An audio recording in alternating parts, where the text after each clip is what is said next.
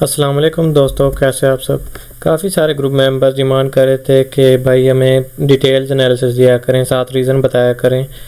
और तो मैंने सोचा आज से स्टार्ट करता हूँ आपको डिटेल एनालिसिस देने के लिए। तो अब आज है 16 मार्च, तो हम नेक्स्ट वीक एनालिसिस करते हैं। स्टार्ट हम करते हैं सबसे पहले इंट्राडे एनालिसिस कर लेते हैं कि अगर मंडे को मार्केट ओपन होगी तो क्या सिनेरियो होगा हमारे लिए, गोल्ड की कौन कौन से एरिया है हमें बाय सेल के लिए।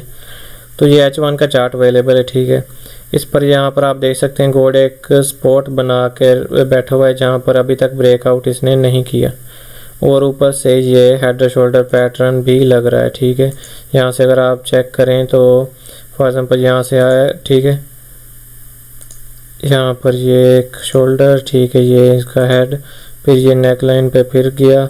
अभी इसने यहाँ से नीचे आ गया, लेकिन ये मुझे शक पड़ रहा है कि अभी ये मंडे को ओपन होगा।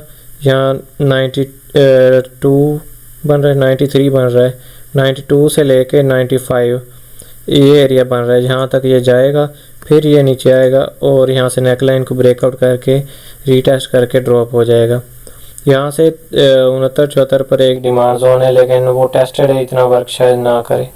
तो एक्सपेक्टेड है कि यहाँ से ड्रॉप होगा और सीधा 2947-52 तक लाजमी जाएगा, ठीक है। तो अगर आप लेना चाहें यहाँ से एंट्री तो आप अच्छी भली यहाँ से ले सकते हैं। आपने क्या करना है, आपने वेट करना है यहाँ पर आने का, ये जो इसका शोल्डर है, ठीक है, आपने यहाँ पर आने का वेट करना है। जैसे ही मंडे को ये यहाँ पर आए 92 से 95, 2992 से 2995 तक आए तो आपने इस तरह करना है, ठीक है। यहाँ से पहले आपने वेट करना है, जहाँ तक आएगा 92 से 95 तक, तो आपने इसमें लेयर्स में ट्रेड इंटर कर देनी है, सेल में बैठ जाना है। यहाँ से फिर ये आना स्टार्ट होगा। फिर अगर ये ब्रेकआउट दे दे H1 की क्लोजिंग, ये 81, ये 80 बन रहा है, 2980 से नीचे अगर H1 की क्लोजिंग ये दे दे और नेक्स्ट H1 की कैंडल इसको रीटेस्ट करनी है, तो अब आपने और सेलिंग लगा देनी है और सेल्स की एंट्री प्लेस कर देनी है। और यहाँ तक फर्स्ट आपने टीपी यहाँ पे कुछ बुक कर लेनी है 2970 तक, ठीक है, और कुछ टीपी आपने यहाँ 2952 तक होल्ड रखनी है, यहाँ तक लाजमी आएगा। और ये जो मैंने मार्क किए हैं आपको ये भी बता देता हूँ कि डिमांड जोन है, ये M5 मिनट के टाइम फ्रेम में ये डिमांड जोन है, और नहीं बल्कि 15 में, ठीक है। M15 में ये एक डिमांड जोन है और एक ये डिमांड जोन है 2947। अगर जब इसे टैप करेगा गोल्ड मैक्सिमम कम अज़ कम 50 to 100 पिप्स लाजमी ये मूव करेगा। 52 से जब टच करेगा ना ये डिमांड जोन हमारा, इसे टच करके वापस गोल्ड एक बार जाएगा ज़रूर, 50 पिप्स या 100 पिप्स लाजमी देगा। उसके बाद बड़े टाइम फ्रेम में अगर देखा जाए तो हमारे पास कौन कौन से एरियाज़ हैं H4 में, हम चेक करते हैं। H4 में हमारे पास एक तो ये डिमांड जोन है, ठीक है, ये मैंने मार्क किया है 2932 से लेके 2945-44 तक, ठीक है। उसके नीचे हमारे पास ये एक्सपोर्ट है 2922 से 30 की। ये अब जो रेजिस्टेंस थी वो बिकम सपोर्ट बन चुकी है। अगर तो गोल्ड यहाँ पर आए तो हम यहाँ से भी बाय कर सकते हैं, और कुछ ट्राई हमने यहाँ से H4 के डिमांड जोन से भी एक ट्राई लेनी है। तो नेक्स्ट वीक का ये सिनेरियो है कि यहाँ से ये सीधा ड्रॉप होगा, यहाँ से बाय निकल जाएगा, या फिर ये 30 वाले जोन 22-30 वाले जोन को टच करके यहाँ से निकल जाएगा। यहाँ पर मैंने एक छोटे टाइम फ्रेम में भी फ़िल्टर करके छोटे टाइम फ्रेम में भी मार्क किया था, ये 15 मिनट का जोन है डिमांड जोन।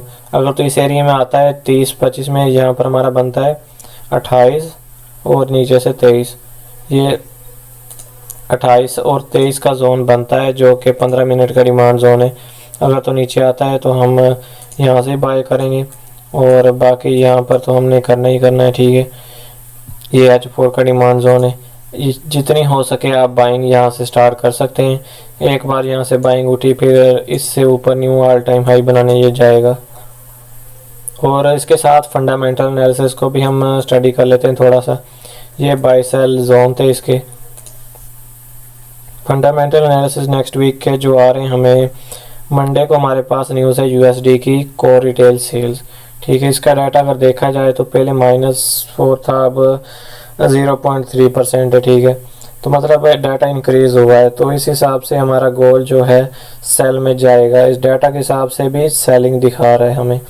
ये भी -0.9% है, और ये फोरकास्ट जो एक्सपेक्टेड है, फॉरेक्स फैक्ट्री वाले बता रहे हैं कि ये एक्सपेक्टेड डाटा है, आ सकता है, ठीक है, वो है पॉजिटिव। मतलब डॉलर के लिए ये पॉजिटिव, और गोल्ड हमारा नीचे जाएगा, ठीक है। डॉलर ऊपर जाएगा और हमारा गोल्ड नीचे आएगा। अगर डाटा पॉजिटिव हो तो गोल्ड नीचे जाया करेगा, अगर डाटा नेगेटिव हो तो गोल्ड ऊपर जाता है, ठीक है, ये आपने याद रखना है। उसके बाद अगर आप कैड की न्यूज़ पे ट्रेड करना चाहते हैं तो ये कैड की CPI न्यूज़ है। ये इसका डाटा भी 0.01 लास्ट फोरकास्ट था, अब जो न्यू आने का एक्सपेक्टेड है 0.6 मीन्स के डाटा पॉजिटिव है, ठीक है।